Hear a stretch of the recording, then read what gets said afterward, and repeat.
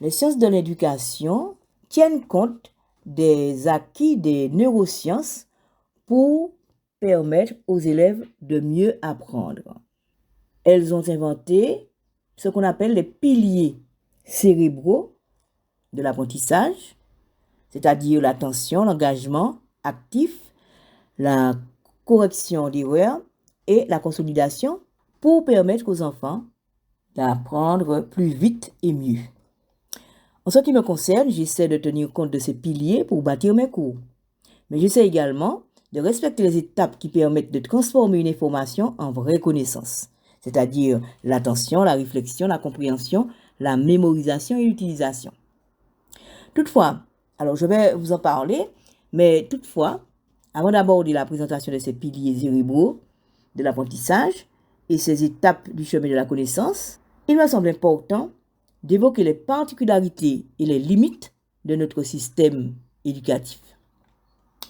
Quelles sont-elles, ces limites et ces particularités?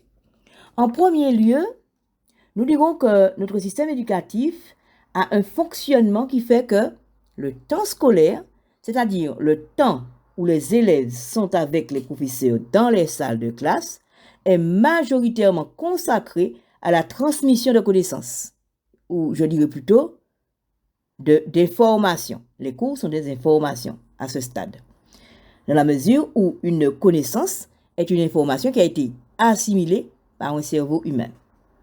Or, une grande partie de l'apprentissage consiste à aider les élèves à assimiler les informations qu'ils ont recueillies en assistant aux différents cours. L'essentiel de ce que l'élève doit savoir et savoir faire étant reporté à l'extérieur de sa classe, ce sont les parents qui n'ont pour la plupart que les modèles qui leur ont été appliqués lorsqu'ils étaient écoliers, collégiens ou étudiants, qui doivent passer du temps pour aider leurs enfants à faire leurs devoirs, les fameux devoirs. Certains parents n'ont pas le temps nécessaire. La vie trépidante que nous menons, les rendant vraiment... ils sont pris par la vie trépidante que nous menons aujourd'hui. Alors, et quelques-uns n'ont pas la capacité, puisque ce n'est pas leur domaine de compétence, d'aider leurs enfants. Que faire donc?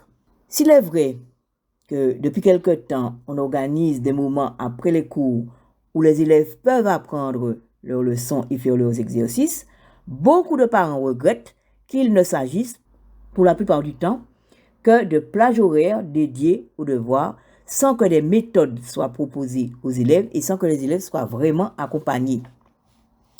Bref, nous avons un certain nombre d'élèves qui ne bénéficient pas des conditions optimales pour transformer les cours transmis en vraies connaissances.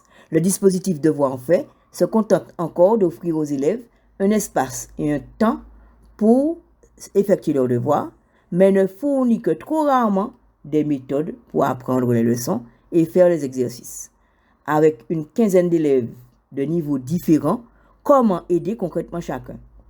Surtout que l'essentiel de l'apprentissage des leçons consiste à rabâcher les contenus. En second lieu, je dirais que notre système est organisé, dès le plus jeune âge, par la comparaison du travail de l'élève à un idéal absolu par le jeu des notes sur 20 en particulier. On constate également que focalisés qu'ils sont sur la note, parents et enfants ne s'intéressent pas à la progression et ne s'accordent pas un temps d'erreur. À la fin du trimestre, on est nécessairement classé par un système de notes sur 20. Seul le classement compte. Témoin ce refus systématique de s'exercer puisque les exercices ne sont pas notés. C'est le Graal, la note est le Graal. Autre constat, le trimestre étant très court, les élèves travaillent pendant environ 3 semaines une notion qui est rapidement évaluée. Ils ne travaillent que pour le jour de l'évaluation. 1 ou 2 semaines après l'évaluation, ils ont tout oublié.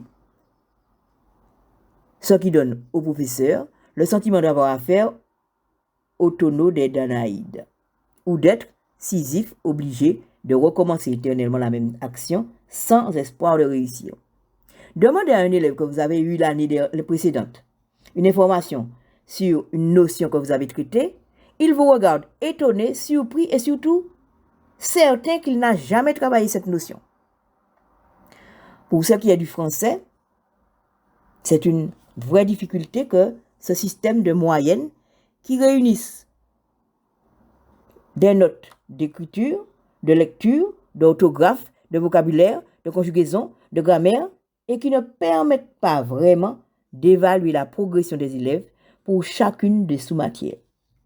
Les critères d'évaluation, les objectifs visés pour chacune des sous-matières n'étant pas toujours clairement identifiés. Comment un parent peut-il donc savoir le niveau, disons, de son enfant dans une sous-matière puisque tout est additionné, mélangé?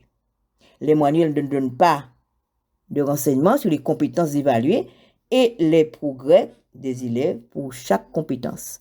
Un livre de compétences est bien rempli à la fin des cycles. Et en fait, il ne s'agit pas d'outils pour évaluer la progression des élèves en cours d'apprentissage, ce qui est dommage. Voilà donc pour le constat, les deux constats que nous faisons concernant notre système éducatif et ses limites.